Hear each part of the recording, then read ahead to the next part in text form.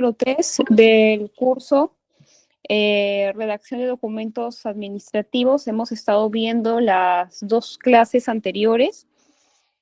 Primero hicimos una introducción al curso, a la Ley del Procedimiento Administrativo General, sus alcances, y revisamos algunos componentes generales, y luego estuvimos revisando la clase pasada. ¿Qué documentos estuvimos revisando la clase pasada? Por favor, alguien que me apoye con ese dato al WhatsApp. ¿Cómo estás, Priscila? ¿Qué tipo de documentos revisamos la semana pasada? Perdón, la clase pasada.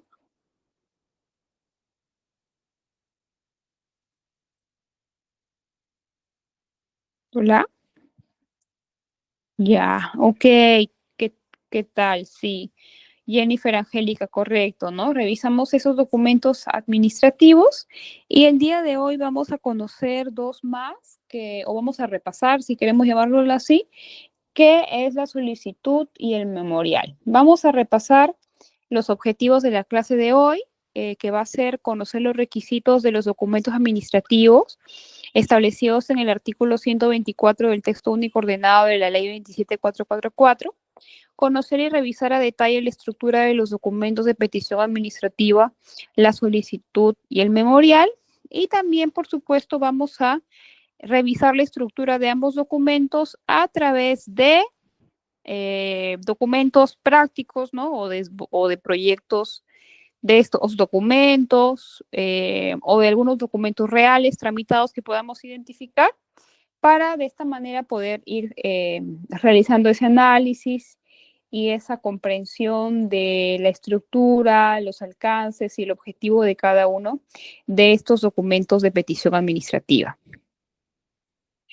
Antes de entrar a este tema de los otros dos tipos de documentos de petición, vamos a revisar un poquito algunos otros alcances de la Ley del Procedimiento Administrativo General, que es complementario al que vimos la primera clase, ¿no?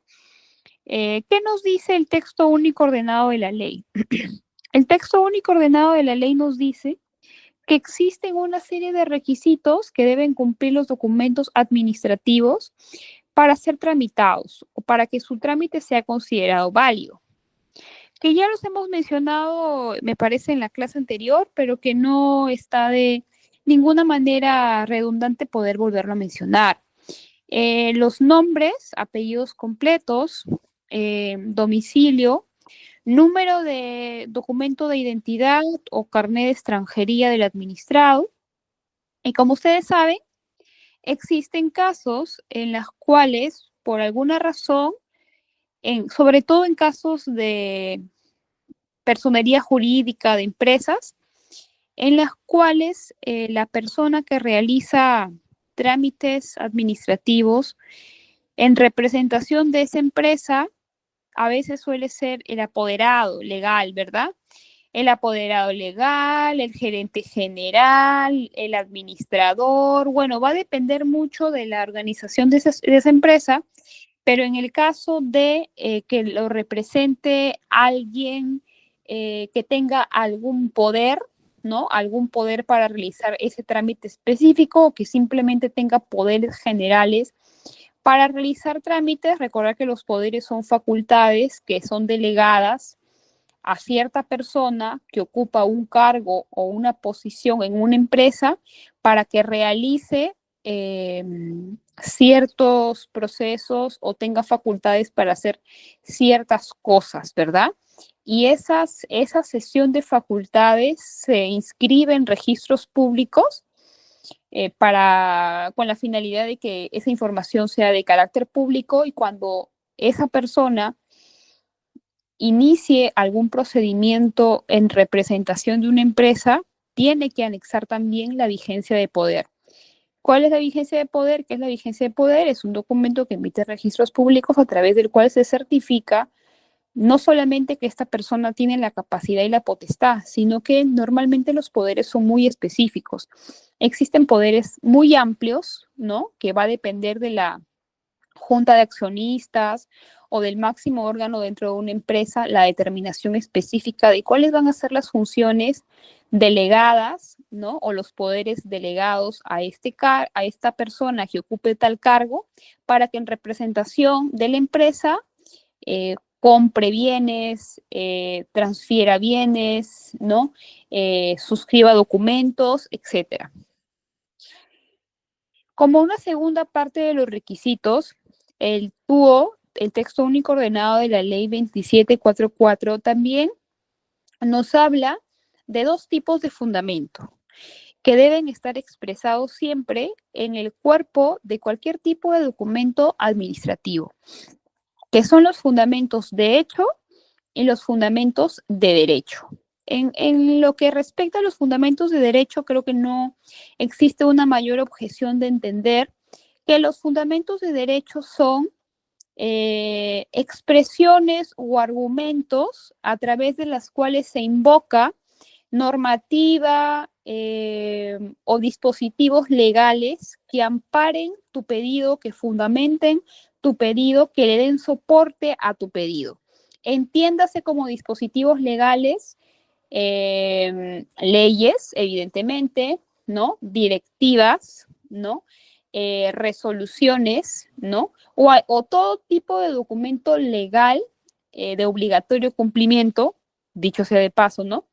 Que permita demostrar a la autoridad administrativa que tu solicitud, que el asunto de tu documento tiene un amparo legal y por lo tanto, si es que ese amparo legal se demuestra válido, es que tú reclamas que se manifieste, que se resuelva a favor tuyo aquello que estás solicitando, ¿correcto? Entonces los fundamentos de derecho suelen ser o son siempre importantes para todo tipo de documento administrativo, ya sea como antecedente en el caso de las resoluciones, en el caso de los informes, ¿verdad? En los oficios y las cartas también los fundamentos de derecho tienen un valor importante y en general en todo aquel proceso administrativo en el que se solicita el cumplimiento de un derecho, de una obligación, ¿no? De parte de la autoridad administrativa. Pero esos fundamentos de derecho que son importantes no están solos. Esos fundamentos de derecho tienen siempre que acompañarse de fundamentos de hecho. ¿Qué son fundamentos de hecho, estimados alumnos? Son circunstancias, son sucesos, actividades, ¿no? Que se han suscitado a lo largo de un periodo de tiempo que te va a permitir también reforzar, argumentar, solicitar aquello que tú eh, refieres a la autoridad administrativa que te corresponde, ¿no? Entonces, ambos fundamentos de derecho y de hecho son muy importantes y tienen que ir complementados, tienen que guardar relación. No puede ir uno de un lado y el otro del otro lado. Ambos tienen que complementarse con el objetivo de qué? Con el objetivo, y no olvidemos porque lo vimos en la primera clase, que el objetivo principal de los documentos administrativos es persuadir a la autoridad administrativa, convencer a la autoridad administrativa que aquello que tú solicitas es lo que te corresponde y que te debe ser otorgado, ¿correcto? Esa es tu finalidad principal para iniciar, continuar y finalizar un procedimiento administrativo. ¿Hasta acá alguna pregunta? ¿Me escucharon bien?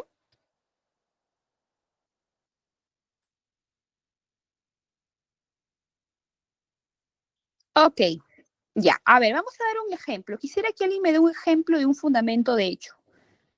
De cualquier tipo de documento que se le pueda, que pueda ejemplificar ahora. Un ejemplo de fundamento de hecho.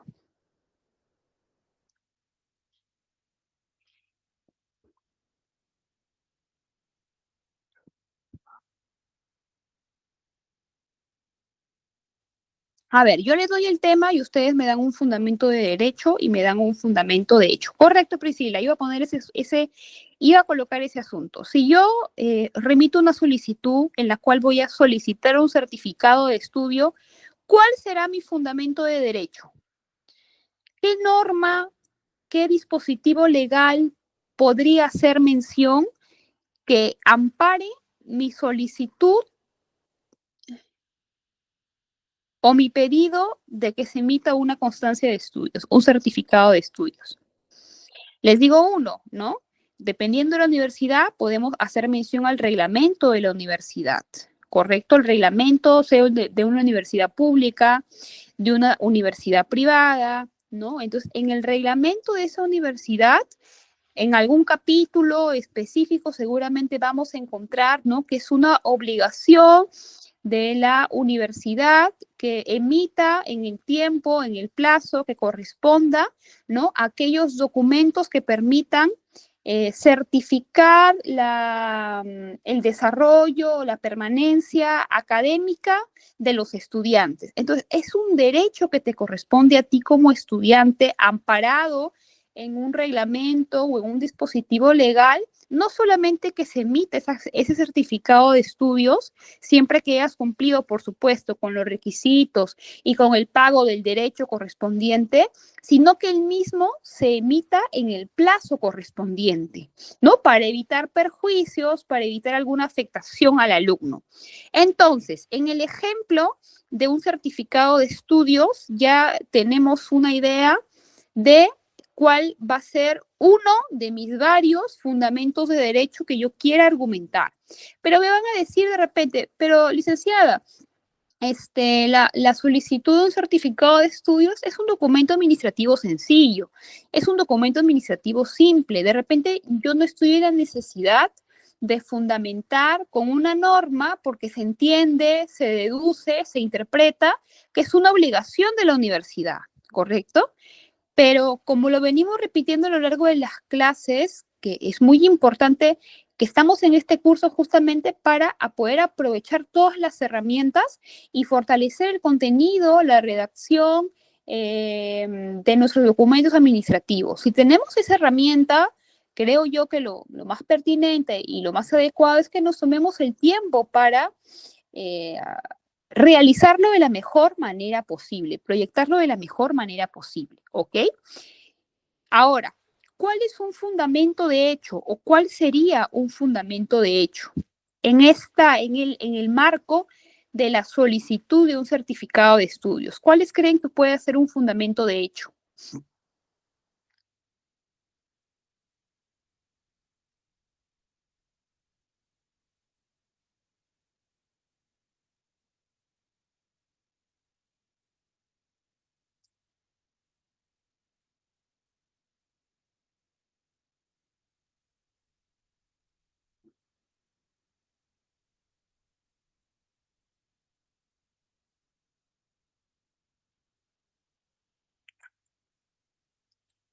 ¿Alguna idea, alumnos? ¿Me escuchan? Sí me escuchan, ¿verdad?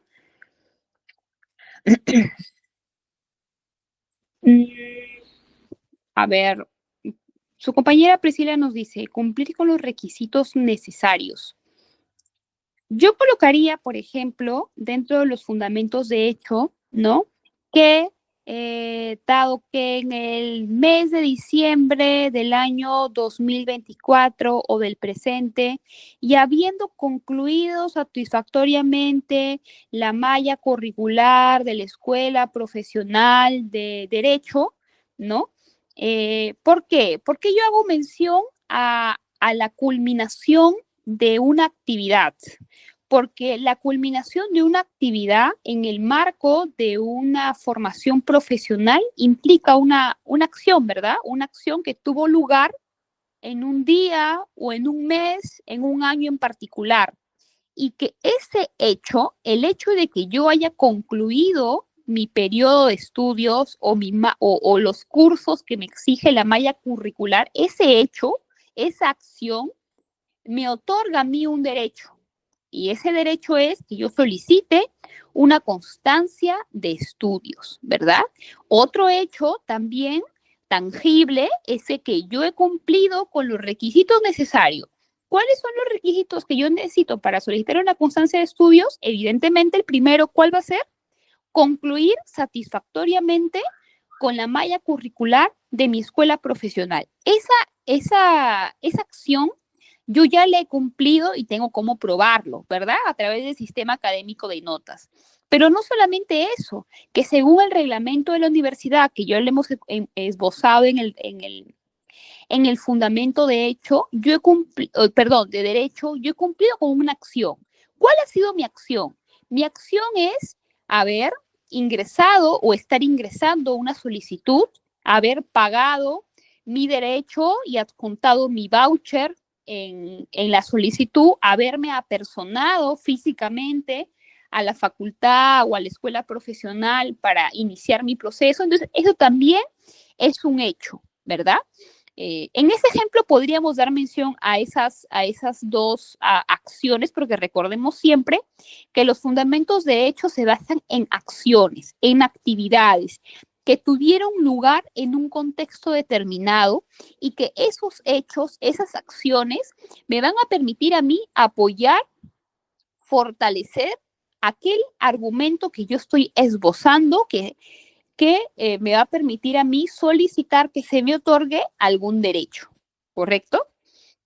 Ahora, estimada Jennifer, para responder tu consulta o de repente ampliar tu comentario, cuando nosotros hacemos mención de los antecedentes, ¿no? Que normalmente suele ser en un informe, en una resolución, hacemos mención a los antecedentes, por ejemplo, documentarios, ¿no?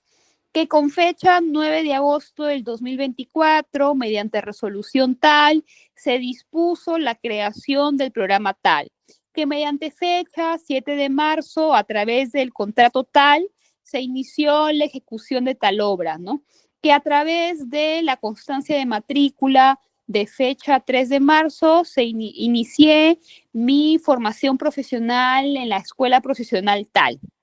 Normalmente en los antecedentes vamos colocando o vamos haciendo una recopilación documentaria, ¿no? De aquellas actividades importantes o hitos importantes dentro de una situación específica. Ahora, esos antecedentes pueden ser documentales, o mejor dicho, la mayor parte de ellos son documentales, pero también tenemos antecedentes de acciones, ¿verdad? Que con fecha tal se produjo una contingencia social, que con fecha tal se constituyó la policía a tal lugar. Entonces, ese tipo de antecedentes son muy importantes, sobre todo en ciertos tipos de documentos administrativos, pero, pero cuando hablamos de fundamentos de hecho, hablamos de una actividad, una acción en particular. Los antecedentes pueden ser considerados, en el caso de antecedentes de actividades, son un conjunto, mejor dicho, los antecedentes tendría que ser un conjunto de fundamentos de hecho, un conjunto de acciones, un conjunto de actividades que tuvieron lugar en un momento, en una fecha, en un contexto determinado y que yo necesito mencionar para que la persona a la que me estoy dirigiendo comprenda cómo se iniciaron, cómo se desarrollaron y qué estatus, en qué estado se encuentra aquella situación que yo estoy poniendo en conocimiento de la autoridad y de la cual solicito que se pronuncie. ¿Correcto? Entonces, por ahí espero haber podido responder tu comentario o de repente ampliarlo un poquito más. Bueno, evidentemente, otro de los requisitos es, que ya lo hemos mencionado siempre, ¿verdad? El lugar, la fecha, la firma, ¿no? O la huella digital. Bueno, en el caso de la huella digital estamos hablando para aquellas personas que por algún motivo no pueden escribir, no saben escribir, ¿no? O tienen algún impedimento de salud físico que les impida hacerlo, ¿no? La huella en muchos casos, o en los casos necesarios, reemplaza la firma física. ¿Qué otro requisito importante tenemos que recordar siempre que deben contener los documentos administrativos? Ya hemos la vez en la clase anterior, alumnos, para los que no estuvieron, hemos hecho un énfasis en la importancia y en la relevancia de respetar la estructura completa de los datos del destinatario, ¿no? Hemos conversado de cuáles son los medios, cuáles son las estrategias que deben utilizarse para no equivocarnos al momento de consignar correctamente los datos del destinatario. Es muy importante de que no solamente coloquemos los datos correctos, sino que identifiquemos correctamente el área, la jefatura o la institución a la cual vamos a dirigir o en la cual vamos a iniciar un procedimiento administrativo, porque no se olviden que una de las características de los actos administrativos es su competencia. Entonces, nosotros tenemos que hacer una evaluación preliminar para determinar a qué autoridad,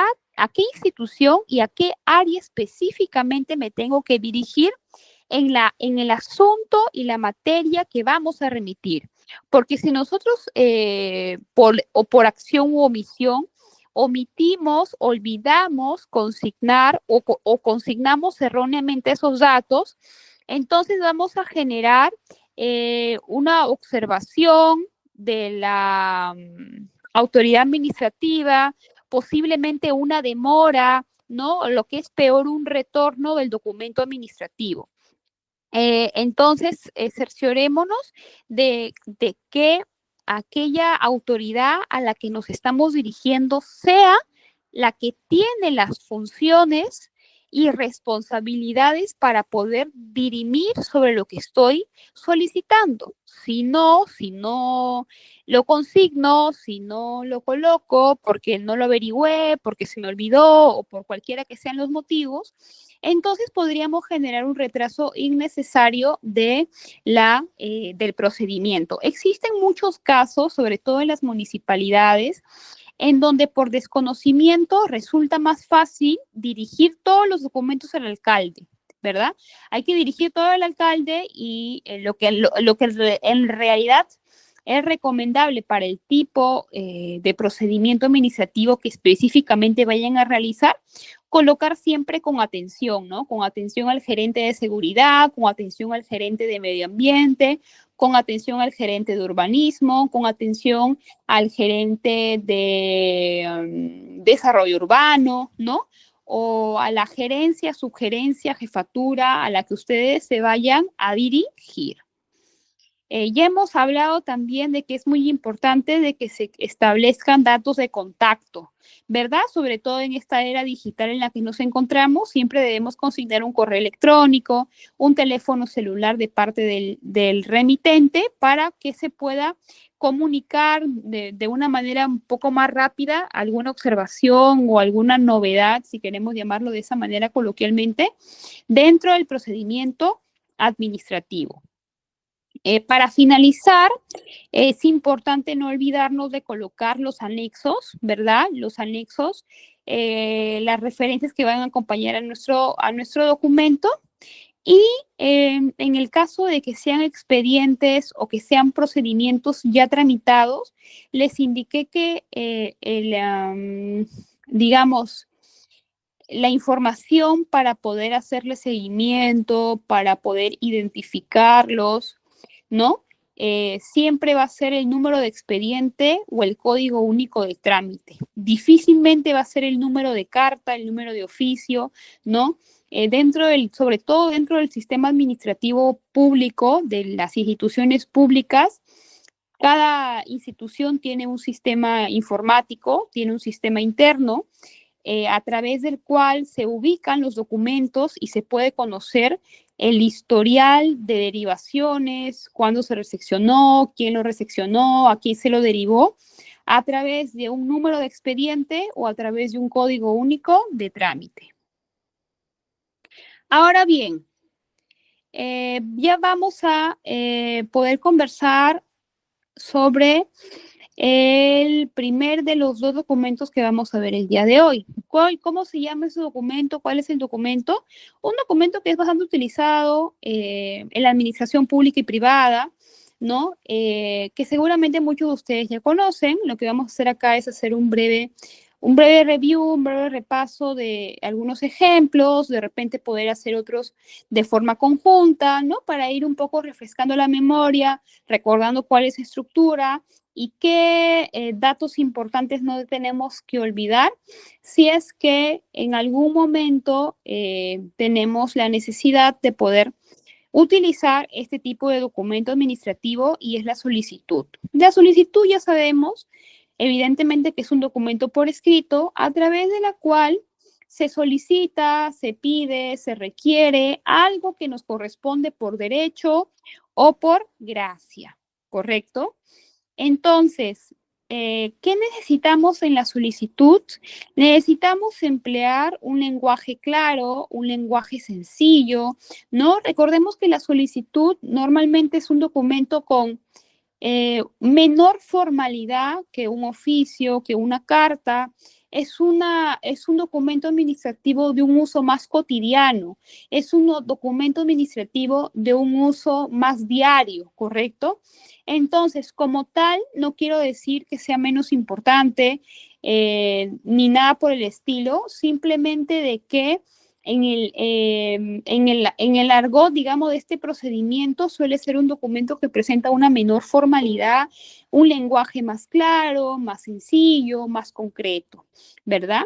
Evidentemente, cuando nosotros expongamos en el cuerpo de nuestro documento, tenemos que tener una exposición de motivos claro, ¿no? Yo estoy solicitando una constancia de estudios, ¿por qué razón? ¿Por qué motivo? ¿Cuál es aquella acción o acciones que fundamentan que yo esté solicitando esa constancia? Si yo solicito una constancia de trabajo, una conformidad de servicios, tengo que ser claro, concreto, puntual sobre por qué me corresponde que se emita ese documento o esos documentos. Y evidentemente la solicitud siempre o casi siempre va a requerir que se adjunten documentos adicionales, ¿no? Por ejemplo, en la constancia de estudios, sí o sí, estoy obligada a poder anexar una copia del voucher a través del cual voucher, transferencia, no sé, dependiendo de la universidad que sea, de haber realizado el pago correspondiente al derecho que tenga establecido la universidad o el instituto para que se pueda remitir el certificado de estudios, ¿no? Normalmente, dependiendo de la universidad, porque cada universidad tiene sus protocolos, tiene sus reglamentos, ¿no? Varía de una universidad a otra, ¿no? Te suelen solicitar una copia de tu DNI, una copia de tu carnet de estudiante, ¿no? O simplemente solamente el voucher de pago. Pero eso va a depender de criterios y de condiciones particulares y muy diferentes, dependiendo si es una universidad pública, si es una universidad privada, ¿no? Ustedes conocen que cada universidad tiene una política particular, pero siempre vamos a necesitar o casi siempre anexar documentos adicionales dentro del marco de una solicitud. Ahora, vamos a dejar de compartir acá un ratito para compartir la pantalla acá. A ver, un momentito.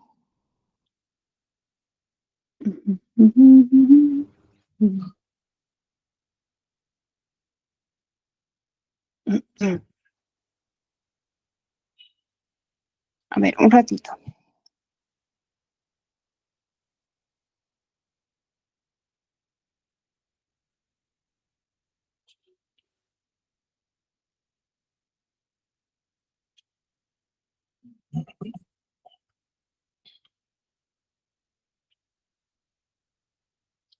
Ya, vamos a compartir la pantalla por acá. Me avisan si se ve.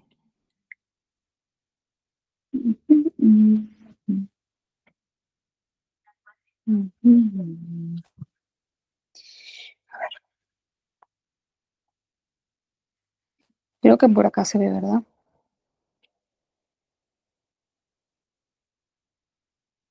Sí se ve, ¿no, chicos?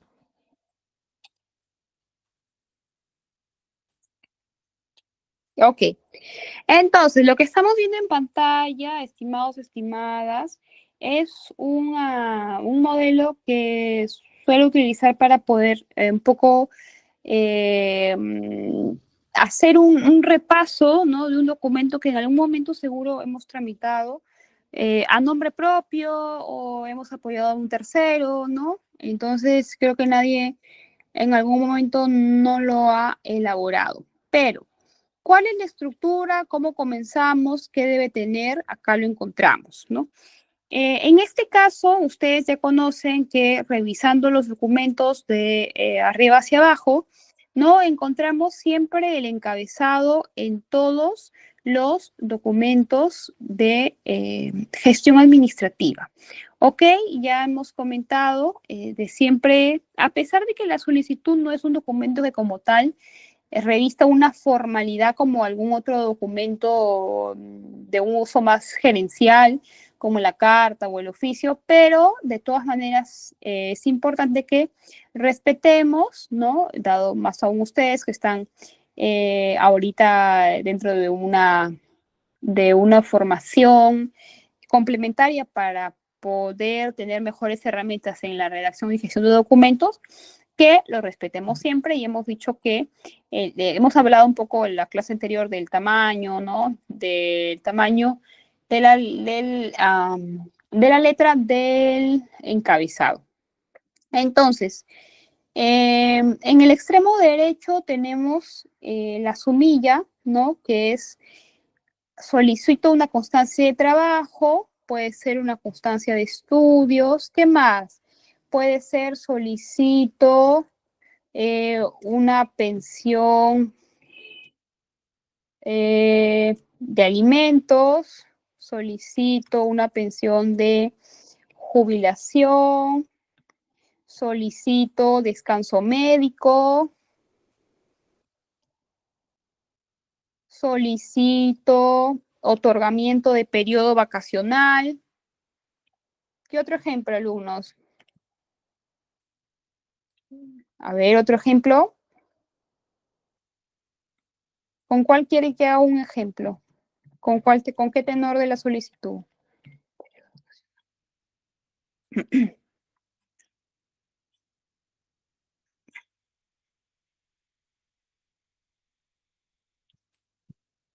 Ok, vamos a quedarnos con el último, ¿ok? Para cambiar un poquito el tenor de lo que hemos estado viendo durante la primera hora. Solicito otorgamiento de periodo vocacional correspondiente al año 2024. Normalmente, cuando nosotros solicitamos el otorgamiento de un periodo vocacional, solemos dirigirnos a la jefatura, al área, gerencia o subgerencia de recursos humanos dentro de una institución, ¿verdad? Sea pública o sea privada. Dependiendo del régimen laboral que tú tengas, ¿no?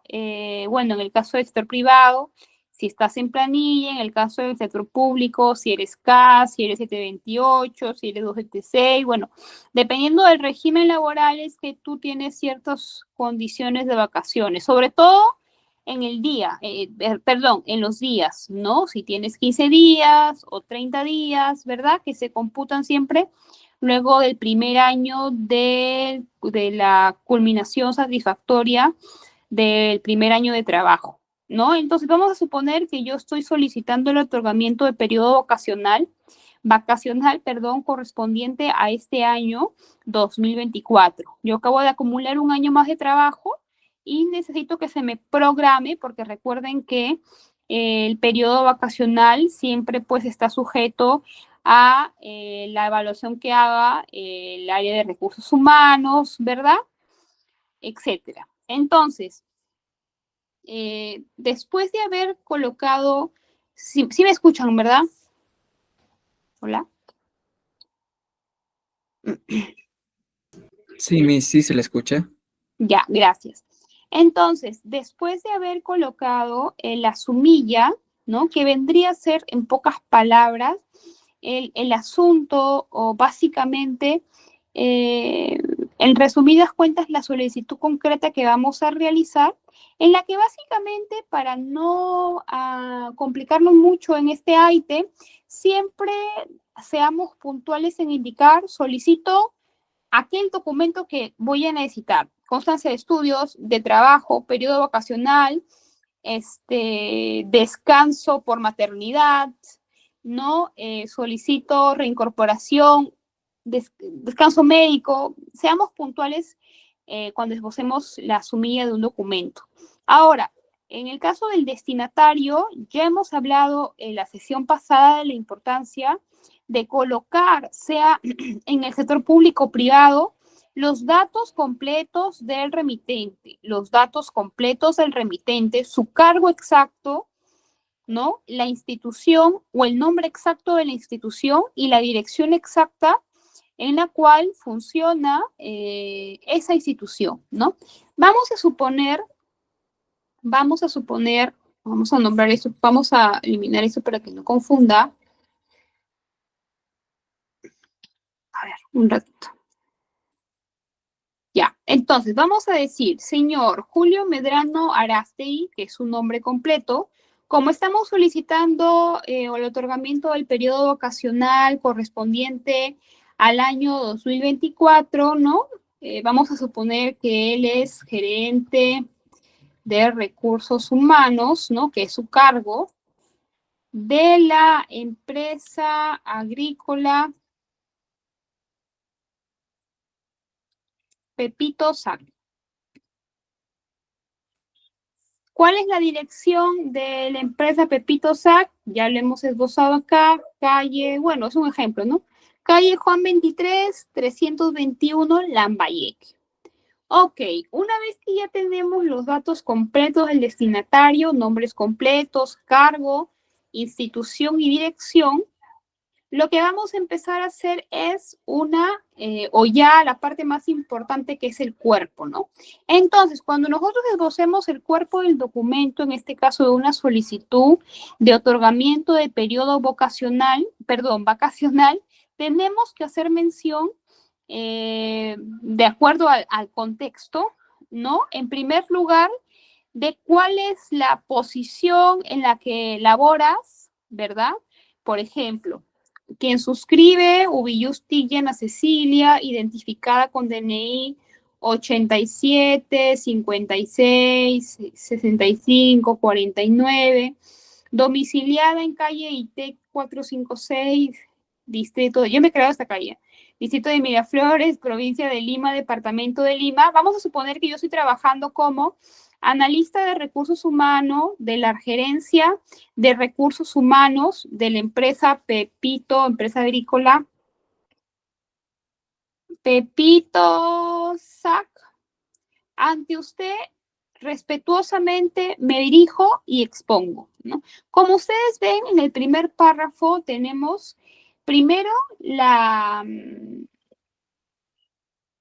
declaración de los datos personales del solicitante, en este caso soy yo, ¿no? Mis datos relativos a documento de identidad, nombres completos, dirección, y dado el tenor o dado el asunto de la sumilla, indico mi posición dentro de la empresa, ¿no? Analista de tal área en tal empresa. Entonces, este primer párrafo nos va a servir para situar al destinatario, ¿no? Ubicar dentro, pues, del mundo o del organigrama de la empresa, quién es la que está realizando la solicitud, ¿no? Tenemos un primer párrafo introductorio. Entonces, esto vamos a modificarlo porque está esbozado para otro ejemplo. Que la suscrita ha cumplido satisfactoriamente el periodo laboral que corresponde desde el 1 de enero del 2024 y el 31 de diciembre del presente. Por ello,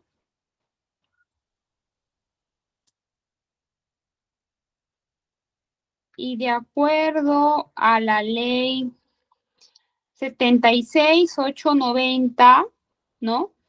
Que en su artículo 3 reglamenta la obligatoriedad del periodo vacacional para los servidores. Solicito se disponga la programación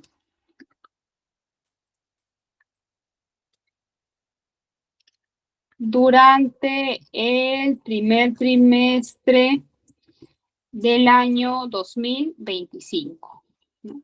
De existir alguna duda o consulta adicional, agradeceré comunicarse al teléfono celular tal o al correo electrónico tal. Entonces, como podemos ver en el segundo párrafo, estamos haciendo mención a un fundamento de hecho. ¿Cuál es el fundamento de hecho? ¿Verdad? Que se ha cumplido una actividad, se ha cumplido una acción, se ha cumplido un requisito.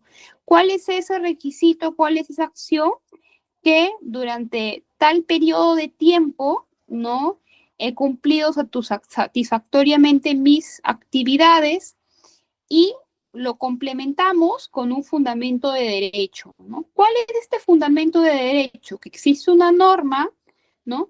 Que Estado tal determina la obligatoriedad del periodo vacacional, ¿no? Para casos como el mío, ¿no? Para el régimen laboral como el mío. Entonces, amparada en un hecho y amparada en una ley, es que solicito que se programe el periodo vacacional que me corresponde, evidentemente para poder programar, ¿no? O poder determinar las actividades a realizar personales durante ese. Entonces, una vez, como ustedes ven, acá no hay mayor complejidad, tecnicismo en su elaboración, simplemente estamos haciendo concretos, estamos utilizando todas las herramientas que poseemos, todas las herramientas que podemos mencionar para fundamentar correctamente nuestra petición, ¿no? ¿Con el objetivo de qué? Con el objetivo de convencer, con el objetivo de persuadir a la autoridad administrativa que, dado que he cumplido con ciertas condiciones, me corresponde el otorgamiento de ese derecho y no hay ninguna objeción, no hay ninguna duda razonable, ¿no? Que pueda indicar lo contrario. Entonces, yo he necesitado 10 folios para hacer una solicitud. No, estoy haciendo una solicitud sencilla, clara, concisa, ¿verdad? Evidentemente van a existir algunos casos puntuales en los que se requiere ser un poco más o ser mucho más extenso dependiendo del procedimiento en particular que estemos realizando, ¿correcto? Va a ser muy, muy determinante cuál sea este procedimiento, pero normalmente para aquellos cotidianos, comunes, regulares que solemos convivir o solemos tener en el día a día, no necesitamos más que una sola página para poder ser claras y concisos o claros y concisos al momento de solicitar, en este caso, un documento específico, ¿no? La firma, o perdón, la fecha, la ciudad y la fecha y el año, a diferencia de los documentos que hemos revisado en la clase anterior, se van a colocar al final, ¿no? Y como corresponde, siempre se tiene que consignar la firma o la huella, ¿no? Del remitente, ¿no? Del remitente. Este tipo de documentos normalmente suelen solicitarse de forma personal, ¿no? Suelen solicitarse de forma personal. A veces cuando se complica un poco o no sé, alguna persona por alguna razón quiere solicitar una constancia de estudios, pero ya trabaja fuera de la ciudad, ¿no? Ya no se encuentra cerca como para poder hacerlo personalmente. Dependiendo de la universidad, se suelen dar facilidades con un poder simple, ¿no? Para que un tercero lo haga en tu representación. Pero como estamos ya en la era de la tecnología, en la era digital, normalmente también puedes hacer mucho de estos trámites de forma virtual, ¿verdad? De forma virtual. Incluso ya existen muchas instituciones, universidades, institutos o algún tipo de organización educativa que todo esto ya se hace de forma virtual. O sea, si yo quiero solicitar una constancia de estudios, lo puedo hacer a través de la página web de la entidad, todo lo puedo hacer en línea, ¿no? Pero bueno, no es una realidad que tenemos todos los peruanos, ¿no? Normalmente en universidades públicas, como por ejemplo en la que yo estudié hasta ahorita, los documentos se siguen presentando casi todos de forma física, presencial, ¿no? Pero con los años seguramente esto se va a ir reduciendo o esta brecha se va a ir reduciendo. Ahora, ¿qué documentos adicionales estoy adjuntando? Bueno, estoy adjuntando, en este caso, la copia de mi carnet estudiantil y también el voucher de pago, ¿no? El voucher de pago que certifique que cumplido con el derecho. Algunas entidades te piden el voucher original, ¿no? Bueno, hasta hace algunos años quizá era así, pero ahora va a depender de la política de cada universidad, ¿no? De presentar estos documentos en original o en copia. Hasta acá alguna pregunta para pasar al siguiente documento, por favor. ¿Alguna pregunta, comentario, chicos, que tengan sobre lo que hemos estado conversando a lo largo de la clase de hoy?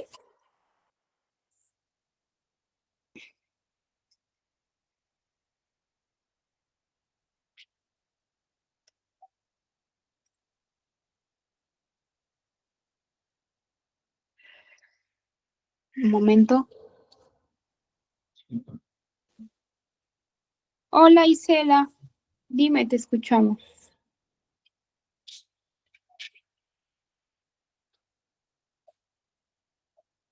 Isela, ¿deseas participar?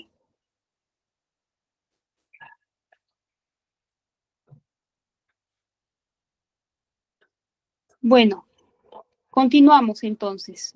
Si todo está claro. Permítame unos segundos, por favor.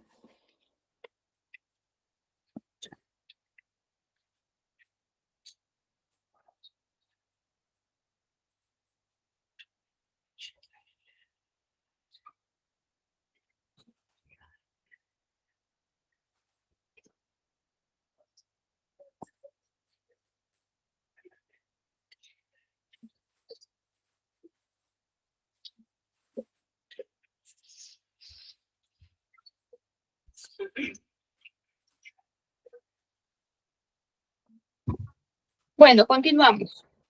Vamos a ver, estimados, estimadas.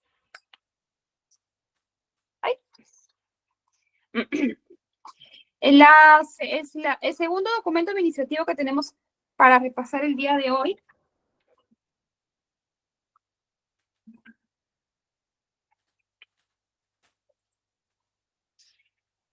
Ya, que es el memorial. Vamos a presentar la pantalla para poder ver con un ejemplo.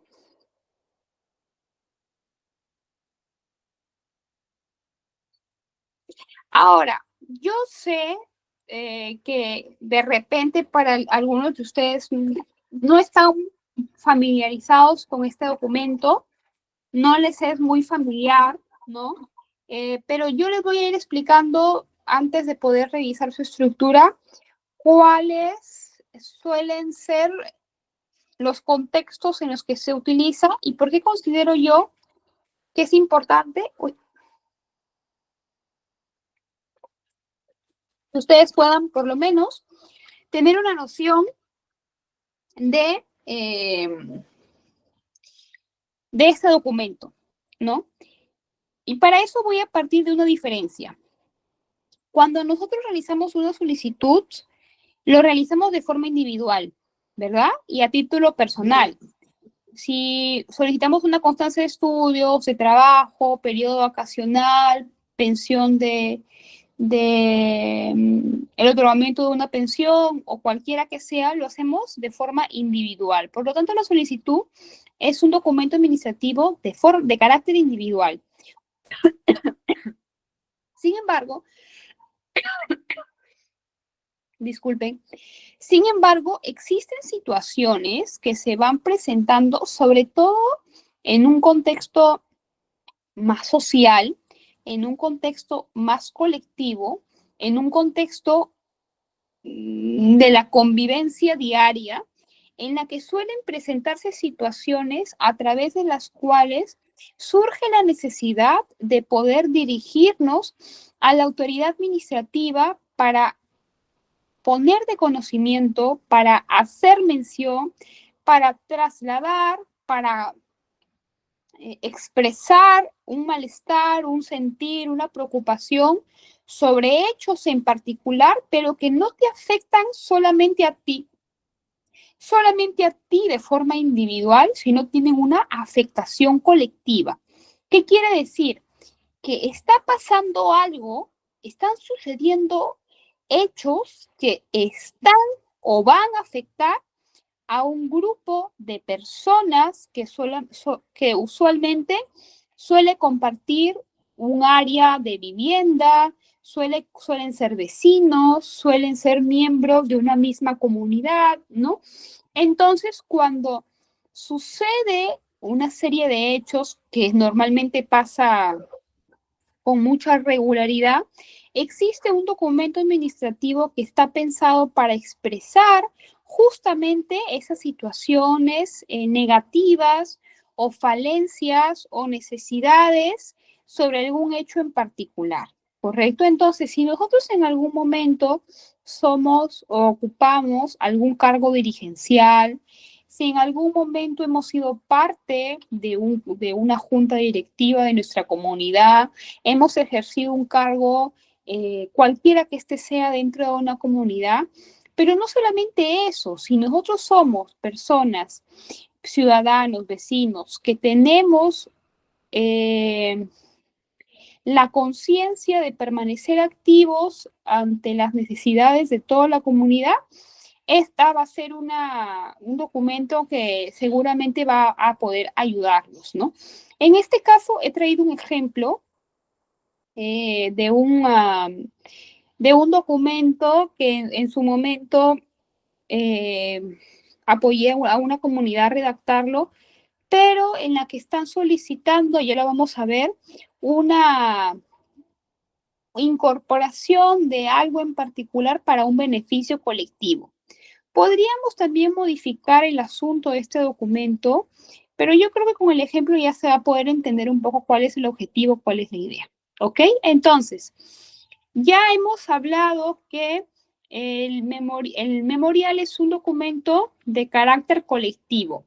No solamente estamos diciendo que es colectivo porque afecta a un número de personas, no solamente a una, sino a un grupo, sino también porque este documento va a ser firmado por todos aquellos que se sienten afectados, que se sienten frustrados, que se sienten indignados frente a una situación en particular, ¿correcto? Entonces, el memorial, a diferencia de cualquier otro documento de la gestión administrativa, siempre viene acompañada por este cuadro de acá, ¿no? Que es un cuadro que sirve como anexo a través de la cual se consigna la firma y los datos de aquellas personas que se adscriben, que se unen a este pedido por considerarlo de justicia, ¿correcto? Entonces, ¿cuál es la estructura de este documento de gestión administrativa? Vamos a verlo en este momento.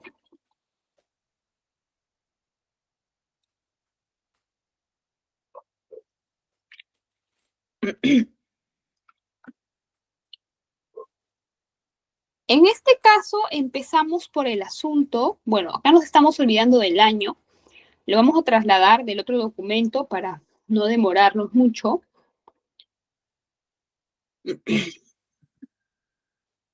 Ya. En el caso del asunto, ¿no? En el asunto vamos a colocar como siempre el resumen del pedido que vamos a solicitar. El asunto tiene que ser claro, tiene que ser sencillo, ¿no? Tiene que ser concreto, ¿no? No coloquemos asuntos de 5 líneas, de 6 líneas, si no es necesario, porque la idea no es confundir al destinatario, sino que en una primera lectura pueda ser interiorizada correctamente. Entonces, respecto a los datos del destinatario, no se va a añadir ni se va a modificar nada.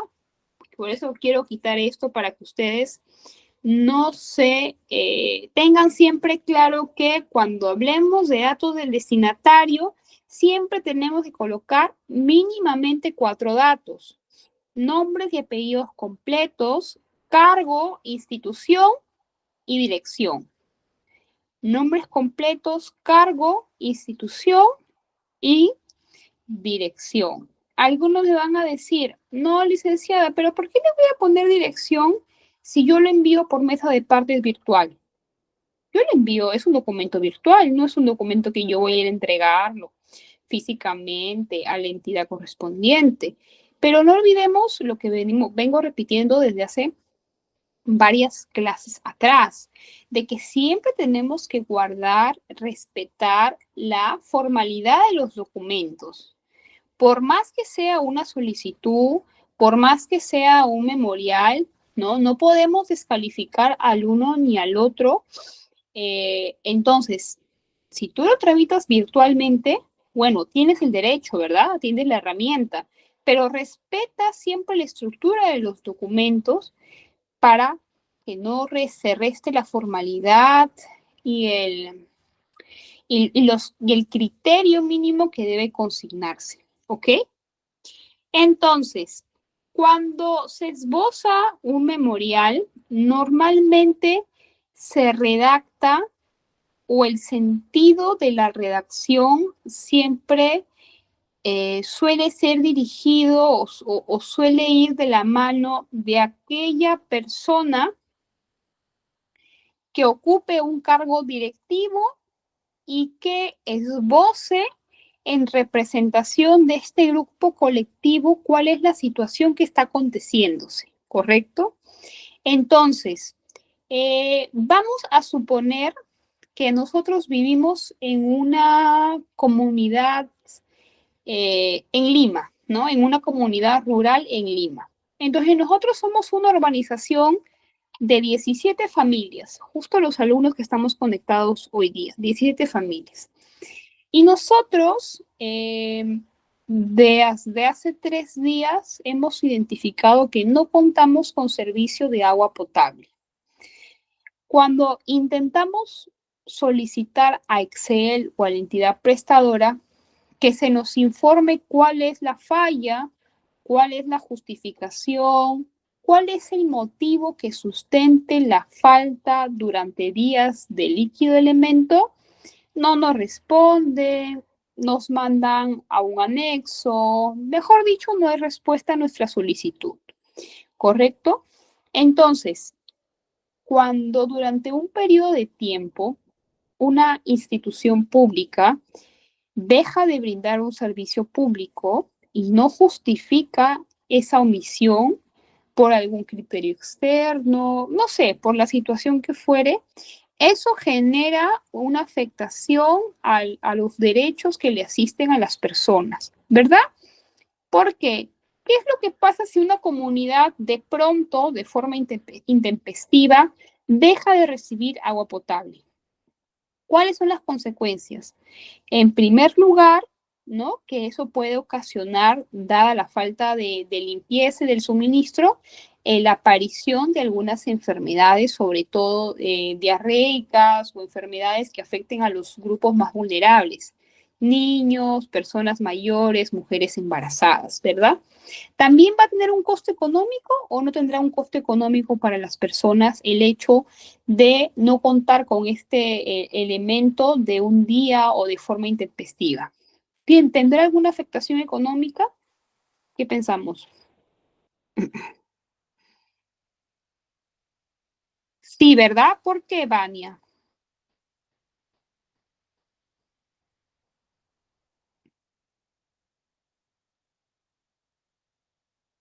¿Por qué? ¿De qué forma crees tú que se materializa esa afectación económica?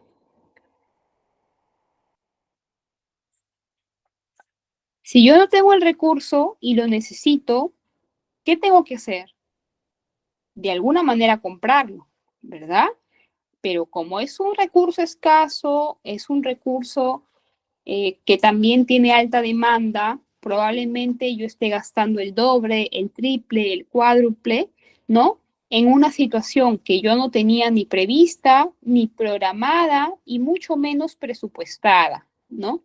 Entonces, las afectaciones que a simple vista parecieran que no son importantes cuando las analizamos con mayor detalle, resulta que sí.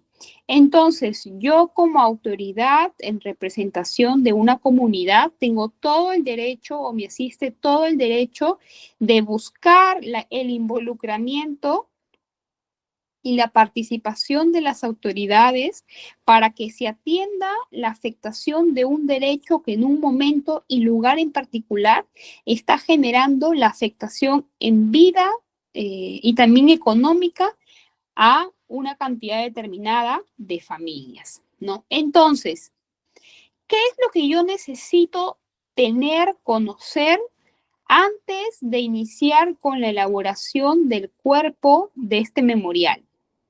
En primer lugar, los antecedentes de hecho. ¿Cuáles van a ser los antecedentes de hecho? Van a ser aquellas acciones o actividades que iniciaron un día determinado, ¿verdad? Y que a partir de allí se suscitaron otra serie de hechos que han dado lugar o que han dado pie a poder determinar que efectivamente existe un problema, ¿no? Una necesidad que necesita coberturarse. Por ejemplo, que desde el día 14 de diciembre a horas 2 de la tarde, ¿no? Empezaron a reportarse falencias en la provisión de agua potable en el centro o en la comunidad tal.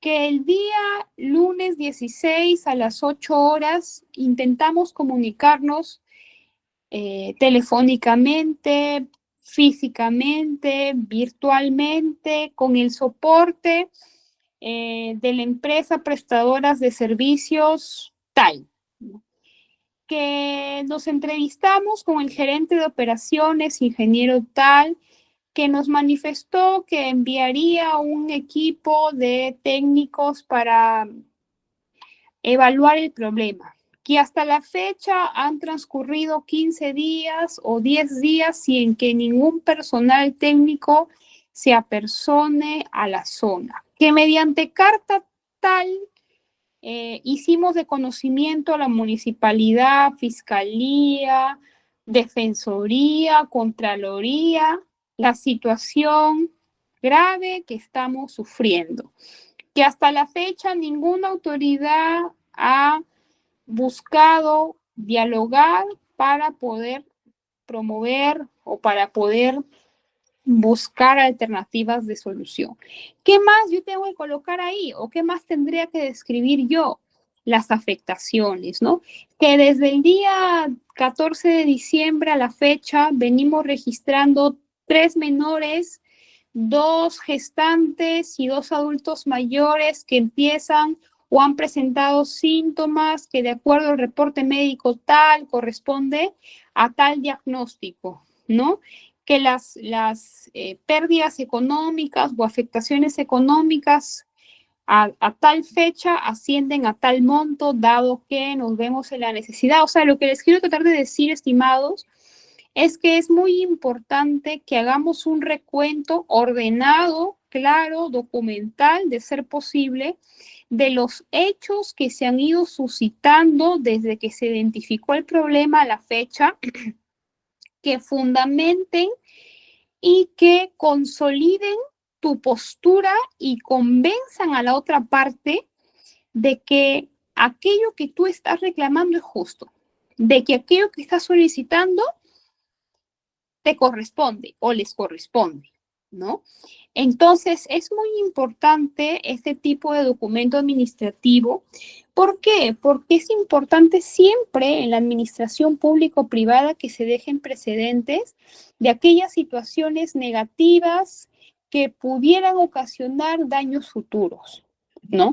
Que pudieran generar algún riesgo para las personas, para las comunidades o evidentemente también si formas parte de esa comunidad para ti también, ¿verdad? Es importante que se tengan pruebas de que se avisó, de que se puso de conocimiento, de que se advirtió, de que se pidió, para que si se genera un desenlace fatal o un desenlace de una mayor gravedad, entonces tú tengas cómo demostrar como comunidad, como autoridad, de que trasladaste esa información y la pusiste de conocimiento, ¿correcto? Ahora, ¿de qué forma podemos ordenar el cuerpo de una memorial, de un memorial?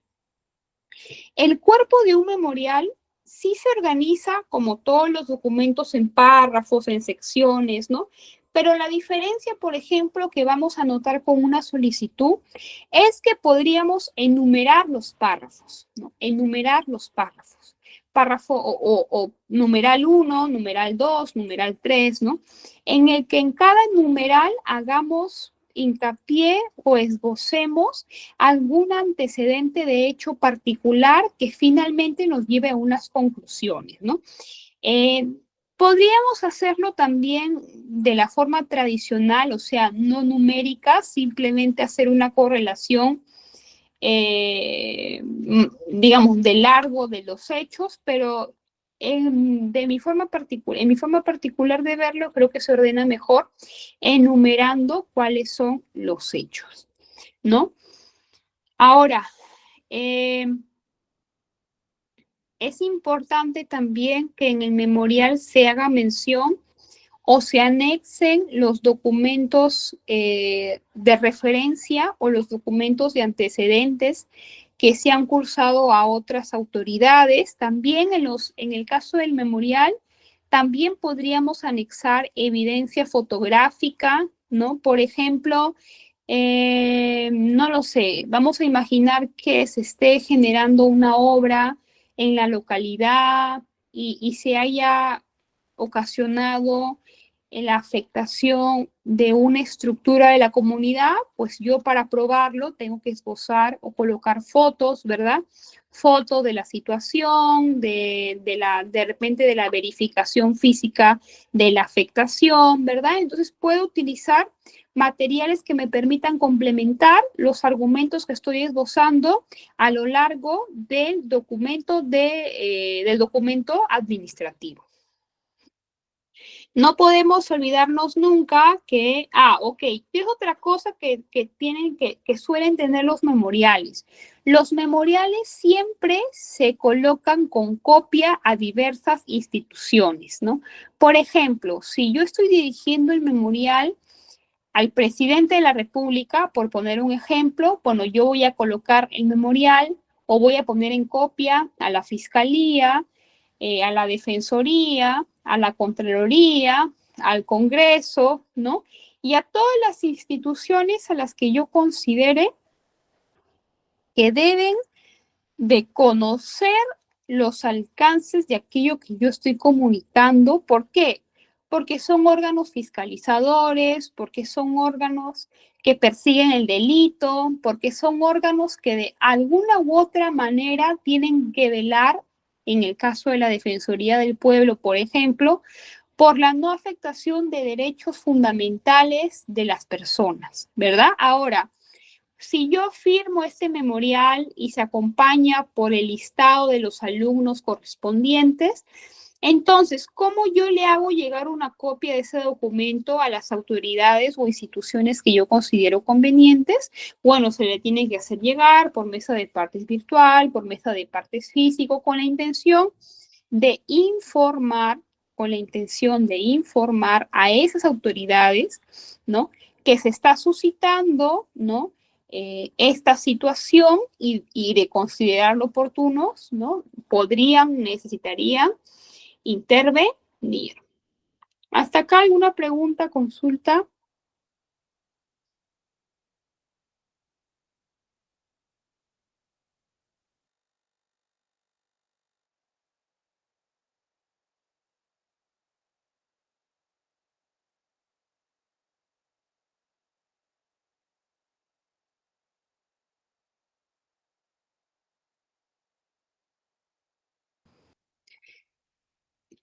¿Todo claro, Carmen?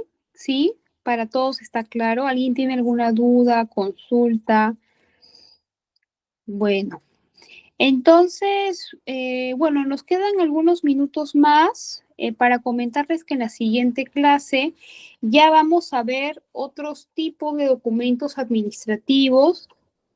En este caso hemos visto en la clase de hoy documentos, como lo vuelvo a repetir, un poco más de uso cotidiano, ¿no? Un poco más de uso regular, de uso más enfocados en la vida cotidiana de las personas, pero la próxima clase ya vamos a empezar a ver documentos más técnicos, documentos que suelen usarse más en el campo profesional. Eh, Vania nos dice, para presentar el memorial tengo que adjuntar algún documento que acredite mi cargo. Lo ideal es de que sí. Por ejemplo, si tú eres el presidente del centro poblado tal, a ti te nombran o tienes ese cargo por una resolución, ¿verdad? Una resolución que ha sido expedida por la municipalidad correspondiente de tu jurisdicción. Entonces, siempre va a ser importante en el memorial y en todos los documentos administrativos que se coloquen, que se adjunten, que se anexen, todos aquellos documentos que consideres pertinentes, que consideres necesarios, ¿no? Para fundamentar, en este caso, la condición tuya como autoridad. Si eres un teniente gobernador, también te han designado mediante una resolución. Si eres un agente municipal, también te han designado mediante una resolución. Ahora, si tú, no lo sé, el cargo que tú tienes está en proceso de formalización o de repente no tiene como tal un reconocimiento formal, ¿no? Bueno, de alguna u otra manera, cuando se elige alguna autoridad, es porque representa una organización, ¿verdad? Entonces, siempre, sí o sí, tienes que tener un documento que respalde el cargo que tú tienes, ¿no? Para evitar que mañana más tarde, por ejemplo, no sé si ustedes conocen, ¿no? Hay directivos que, por ejemplo, en el caso de los presidentes de los centros poblados o el presidente de la junta directiva, ellos tienen un periodo de tiempo, normalmente de 2 años, de 3 años, ¿no? Entonces, hay personas que pasan los 3 años y como no convocan elecciones, cambian la gestión municipal, ellos siguen trabajando como si nada ocurriera, a pesar de que formalmente ya no son reconocidos como una autoridad. Entonces, todos aquellos documentos que puedan firmar, que puedan suscribir, aquellas acciones que puedan realizar bajo un periodo de tiempo en el cual no tienen el reconocimiento formal de una autoridad, podría ser, si es que se genera alguna situación, una acción de investigación, ¿no? Porque nadie puede ejercer un cargo para el cual no ha sido elegido, para el cual no ha sido autorizado, ¿no? Entonces, procuremos siempre que las personas que representan una comunidad sean siempre las acreditadas formalmente para respaldo de ellos y también para el respaldo de sus acciones, ¿ok? Entonces, les decía que ya en la siguiente clase vamos a ver el informe, ¿no? El informe, vamos a ir viendo la resolución y otros documentos de igual importancia, así que conmigo serás el día martes a las 8 y espero que pasen un buen fin de semana y que descansen estos días. Gracias.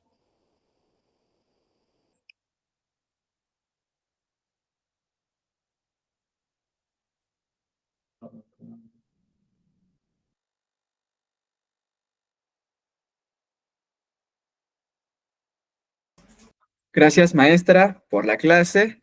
A ustedes también, estimados participantes, muchas gracias por asistir a nuestra clase y recordarles nuevamente, para los que entraron tarde, nuestro sorteo el día 23 de diciembre, nuestra actividad, para que puedan sumarse a nosotros y poder disfrutar de esta actividad que está realizando ITEC el día 23.